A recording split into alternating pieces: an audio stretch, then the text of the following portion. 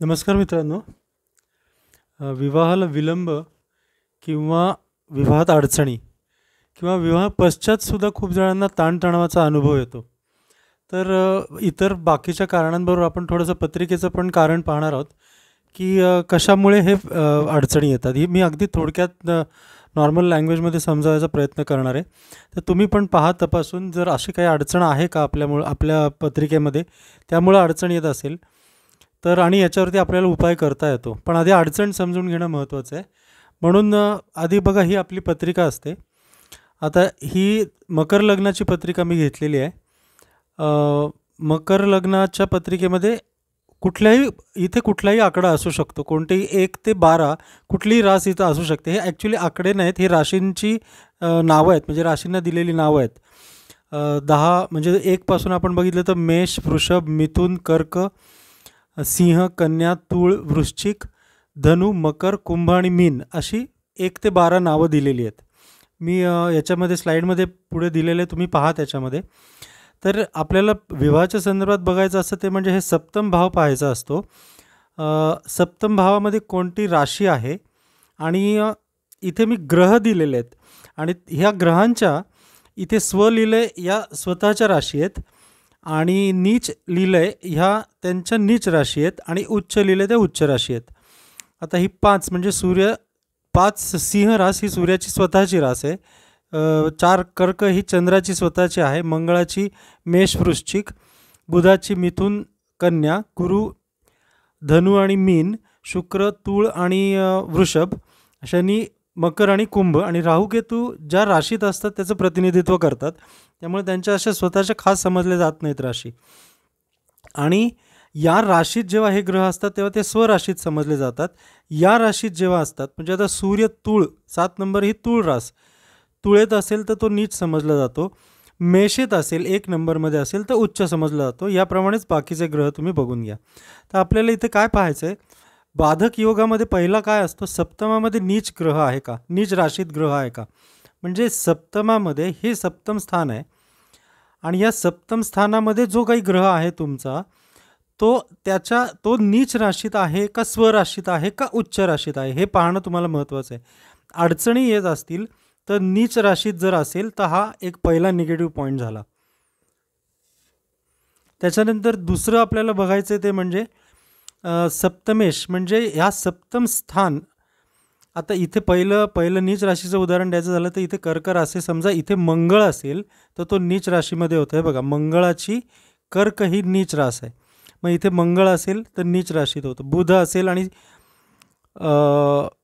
बुध मीन राशीत असेल तर तो नीच होतो. गुरु मकर राशीत असेल तर नीच होतो. अशा पद्धतीने बघा. आणि दुसरं म्हणजे सप्तमेश, म्हणजे या भावाचा जो स्वामी आहे, म्हणजे आता इथे 4 म्हणजे कर्क राशी, कर्क राशीचा स्वामी कोण आहे, चंद्र आहे. तर कर्क राशीचा स्वामी चंद्र हा जर नीच राशीत असेल, म्हणजे समजा या पत्रिकेमध्ये चंद्र जर इथे असेल, म्हणजे वृश्चिक राशीत असेल, तर तो सप्तमेश नीच झाला. समजा इथे 1 आकडा असेल तरीसुद्धा मंगळ 1 आकडा असेल तर याचा स्वामी मंगळ होतो. तो जर कर्क राशीत असेल, म्हणजे इथेच असेल, तर तो नीच होतो. म्हणजे सप्तमात नीच रास आणि सप्तमेश पण नीच, असं तो डबल योग होतो, मल्टिपल योग होतो. असंच तुम्ही बाकीच्या पण ग्रहांचं बघा. इथे समजा 10 आकडा असेल आणि ह्याचा स्वामी शनी हा जर मेष राशीत असेल तर तो नीच झाला. म्हणजे पहिलं आपण पाहिलं सप्तमात नीच ग्रह आणि दुसरं आपण पाहिलं सप्तमाचा स्वामी जर नीच राशीत असेल तर हा दुसरा निगेटिव्ह पॉईंट होतो.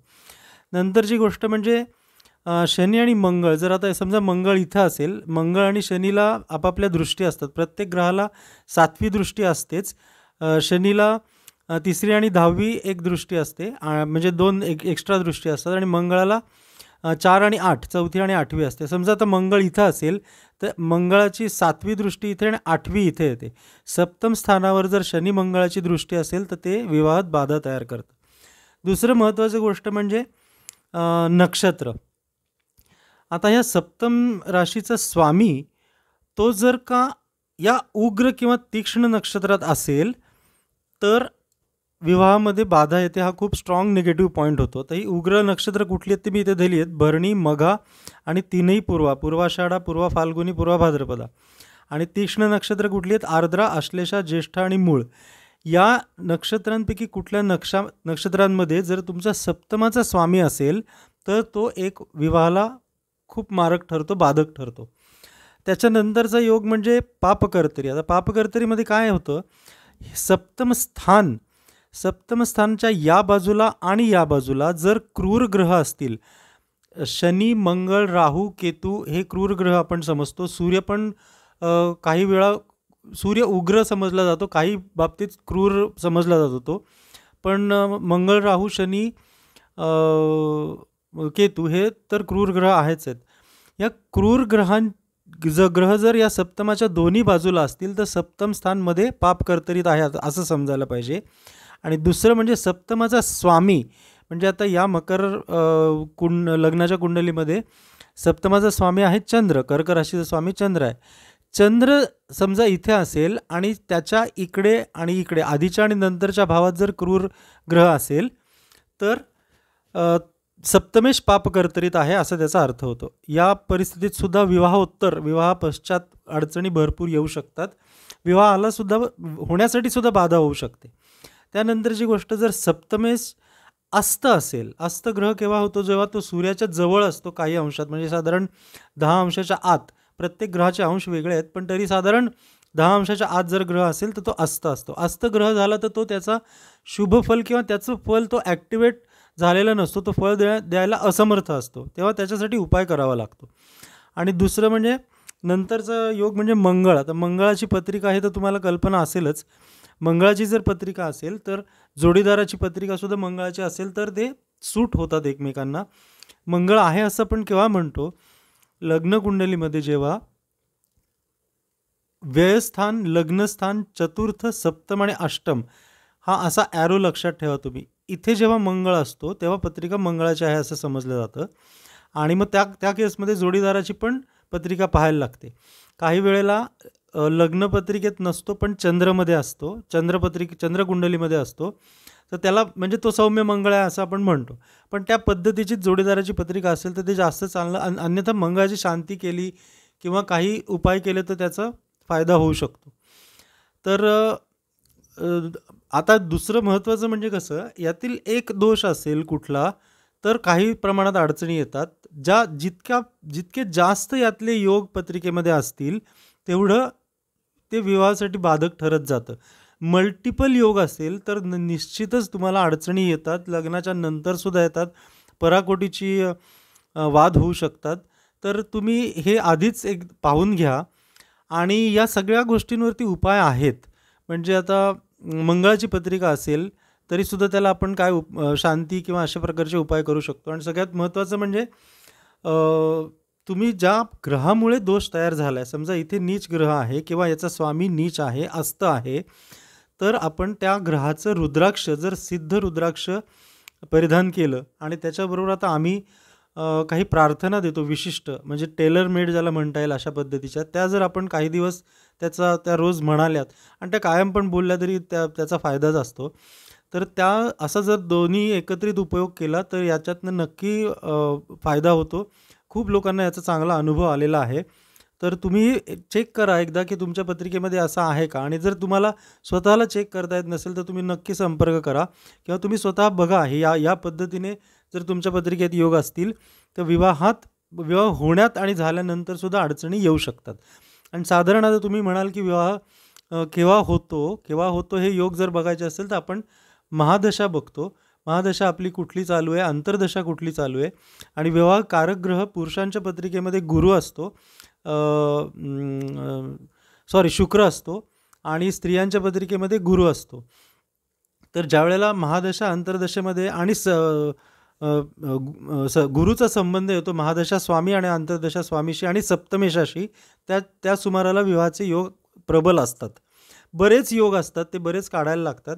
दोषसुद्धा मी काही मुख्य दिलेले आहेत. या व्यतिरिक्त सुद्धा शनिचंद्र इथे असणं, विषदोष असणं, शनी मंगळ एकत्र असणं, दृष्टी असणं, असे मल्टिपल वेगवेगळ्या प्रकारचे दोष आणि बाधा असू शकतात. पण मुख्यत्वे करून हे दोष आहेत. हे जर असतील तर हे अगदी ऑब्व्हियस दोष आहेत. हे असतील जर तुमच्या पत्रिकेत तर तुम्ही नक्की याच्यावरती काहीतरी उपाय करा आणि त्याचा तुम्हाला नक्की फायदा होईल. आणि बाकी तुम्हाला पत्रिकेचं विश्लेषण करायचं असेल काय असेल तर तुम्ही जरूर संपर्क करा. माझा फोन नंबर आहे 9158991969. संजय, तुम्ही केव्हाही संपर्क करा. आपल्याकडे रुद्राक्ष सिद्ध करून दिलं जातं आणि टेलर मेड कस्टमाइज दिलं असं हे मार्केटमध्ये जे ते सरसकट सांगतात ना की तुम्ही 5 मुखी वापरा, 7 मुखी वापरा, असं जनरली होत नाही. कारण पत्रिका पाहूनच ते सांगावं लागतं आणि म्हणजे तर त्याचा आपल्याला व्यवस्थित उपयोग होतो. नेमक्या ठिकाणी की दोष आधी शोधावा लागतो आणि मग त्याचा उपाय काय तो बघावा लागतं. तर तुम्ही पहा आणि संपर्क करा नक्की. इतरही बाबतीत काय असतील त्याच्या बाबतीत आपले व्हिडिओज पुढे येणार आहेत वेगवेगळ्या कामासंदर्भात, कामात यश मिळण्यासंदर्भात, बिझनेसच्या संदर्भात. तर नक्की तुम्ही या चॅनलला सबस्क्राईब करा आणि फॉलो करा. थँक्यू. धन्यवाद.